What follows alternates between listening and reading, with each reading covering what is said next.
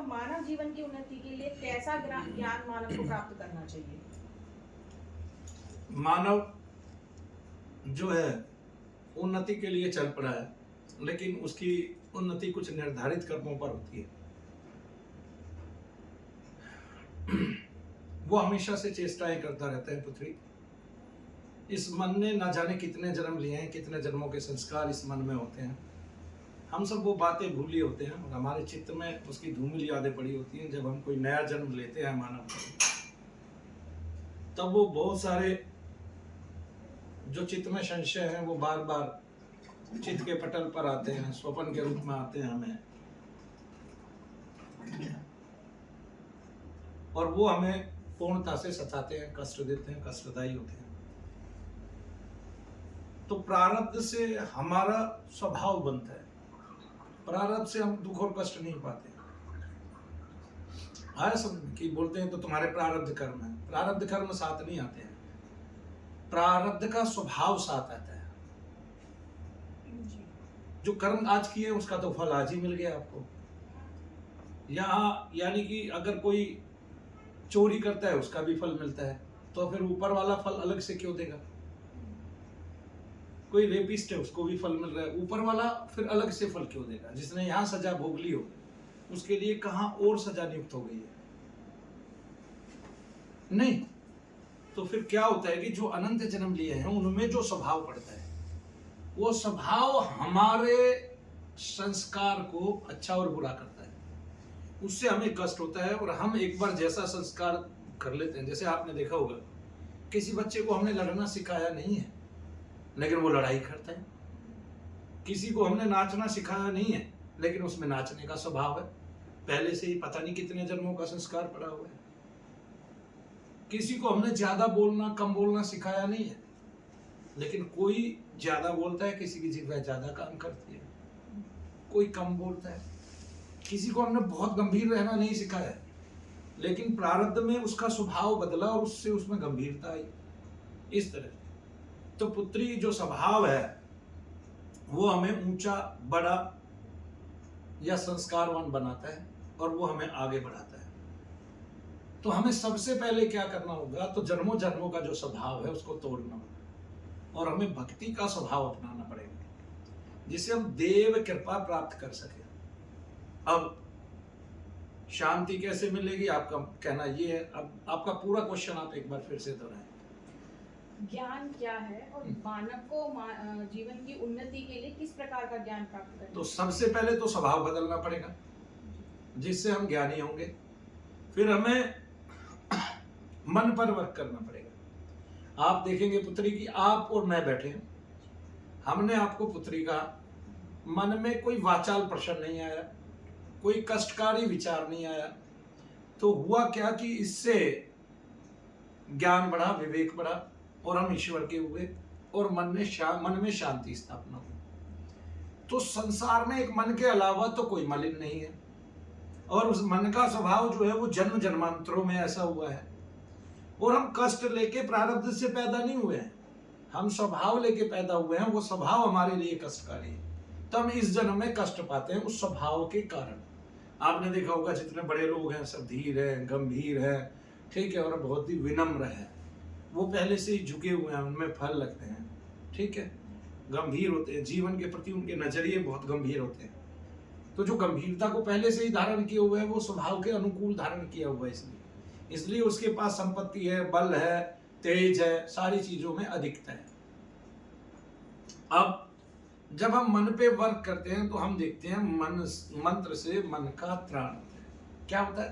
मन का त्राण। तो मन का जो त्राण है वो मंत्र से होता है। वैसे भी मंत्र केवल सूक्ष्म पे वर्क करता है, शरीर पे वर्क करता नहीं है, क्योंकि मन को काबू कर लेने से ही शरीर पूरा आचरण करता है, ठीक है। मन आपका कष्टकारी आचरण भी कर सकता है, पशु के समान पशु तुल्य भी आचरण कर सकता है और वो बहुत कष्टकारी आपका हो सकता है।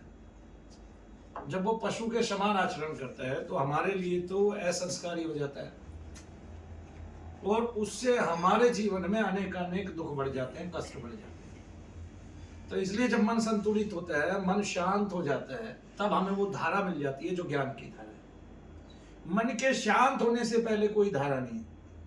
इसलिए जो गकार बीज है उसको हम हर मंत्र के कोण पे लगाते हैं। जैसे हम बोलते हैं ऐंग, ह्रीं, श्रीं, क्लीं। अब गकार बीज जो है वो गणों के लिए है।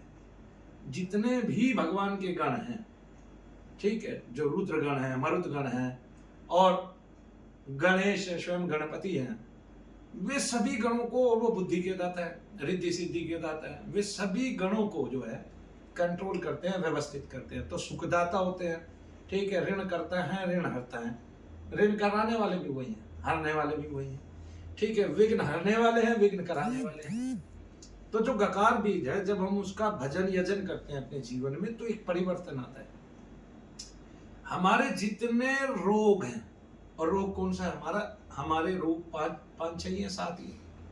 काम है, क्रोध है, लोभ है, मोह है, मद है, मत्सर है, अहम है, ये सब रोग है हमारे। ये तेजी से शरीर में घटने लगते हैं और हमारी उन्नति होने लगती है। देखिए पुत्री, मैं आपको बताता हूँ, मेरा ये अनुभव है कि एक 70 साल का महात्मा मेरे पास आकर ये कहता है कि महाराज, जब भी कोई स्त्री आती है मेरे पास मलिन विचार आते हैं, ठीक है, मैं उसको मुख से तो पुत्री कहता हूँ, लेकिन पुत्री समझ नहीं पाता हूँ।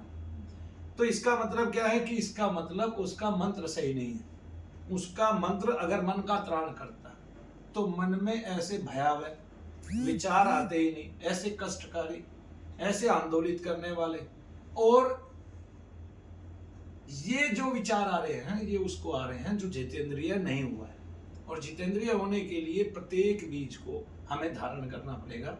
और उसमें जो गम बीज है, गकार बीज है, उसको तो हमें वैसे ही धारण करना पड़ेगा, क्योंकि हमारा नाभि मंडल जो है वो गणेश जी वहां पर बैठे हुए हैं। जैसे ही वो उठते हैं, हम जैसे ही जप करते हैं घय बीज का, सबसे पहले तो हमें ये देखना चाहिए कि गणेश जी ने किन किन असुरों को मारा है। तो जो गणेश जी हुए हैं हमारे, उन्होंने किन किन असुरों को मारा है। गणेश जी एक तो स्वानंद लोक में रहते हैं। पहली बात तो लोग कहते हैं गणेश जी चूहे पे बैठ के कैसे घूम लेते हैं। तो उनके लिए तो मेरा ये वो है विचार है कि आप जब चंद्रलोक पर जाते हैं तो स्वानंद लोक के स्वामी हैं। जब चंद्रलोक पे जाते हैं, स्वानंद लोक के, यानी कि जब काम, क्रोध, मद, लोभ, मोह, मत्सर, अहंकार मारा जाता है, तब आप स्वयं आनंद पाने लगते हैं, तब आप आत्मानंद पाने लगते हैं। वे उस लोक के स्वामी हैं, वहां सब उड़ते हैं, वहां आकाश है, स्वच्छ है, और सभी तेज रूप में वहां घूमते हैं। तो उनको कोई भी वाहन वो दे दीजिए, कोई भी वाहन बना दीजिए, वो भी वहां तेज रूप में घूमेगा। जैसे पुत्री चंद्रमा पे आप एक पत्थर की नोक पे खड़े हो जाते हैं और खड़े रहते हैं, लेकिन भारत का आदमी इस बात को समझता नहीं है, क्योंकि उसकी बुद्धि पीछे है। फिर अब जब मन शांत हुआ तो आपको आत्मज्ञान की प्राप्ति हुई। मूल ज्ञान वही है, मूल धारा वही है, और मंत्र से मन का त्राण करना जरूरी है। अब गणेश जी ने कौन कौन से असुर मारे? कामासुर, क्रोधासुर, लोभासुर, मोहासुर, वत्सरासुर, मदासुर, अहंतासुर। ये 7 असुर गणेश जी ने मारे। और इसलिए प्रत्येक बीज में या तो मकार लगता है या गकार लगता है, क्योंकि मकार से बहुत सारे वर्णों की उत्पत्ति हुई है, और गकार जो है वो जितने मरुदगण हैं उन सब के लिए आता है, ईश्वरीय जितने गण हैं उन सब के लिए आता है। ठीक है, तो सृष्टि का नियम ये है, या तो सभी बीजों को आप गकार रूप के साथ जपे या मकार के साथ जपे। मकार जो है आकाशीय बीज है, उससे 21 वर्णों का कम से कम उत्थान उदय हुआ है, उद्भव हुआ है।